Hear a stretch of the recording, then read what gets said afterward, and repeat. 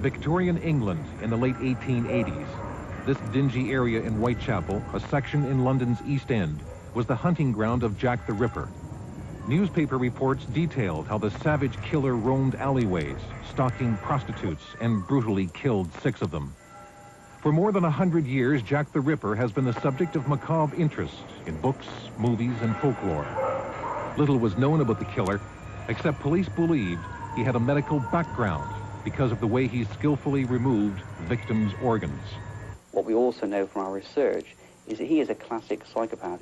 Constables Paul Gainey and Stuart Evans are experts on the Ripper. They believe they have solved the case. Jack the Ripper was an American doctor named Frances Tumblety. He married an older woman, and then it turned out that she was in fact a prostitute and was a working prostitute at the time of their marriage. He then, in his own words, turned against all women and especially prostitutes. Stuart Evans recently stumbled upon a batch of letters written in 1913 by John Littlechild, head of the special branch at Scotland Yard that investigated the horrific murders.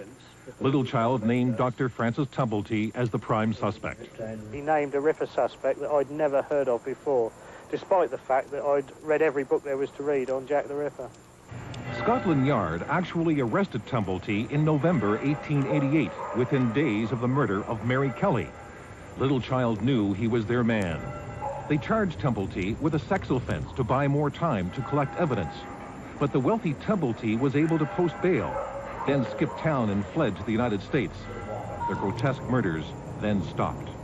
Although they arrested him, they couldn't find that vital piece of hard evidence to prove it. What I've got to say is that this is the nearest we'll ever come to naming Jack the Ripper. Littlechild sent a team of detectives to New York to arrest Tumblety, but he gave police the slip and disappeared to the Caribbean.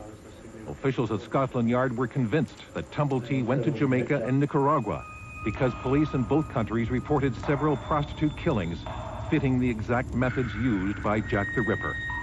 Frances Tumblety surfaced again in the United States in 1903, where he died in a St. Louis hospital at the age of 70.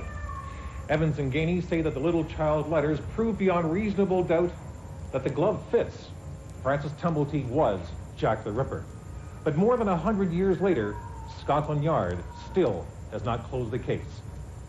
Neil Lundy, Global News, London.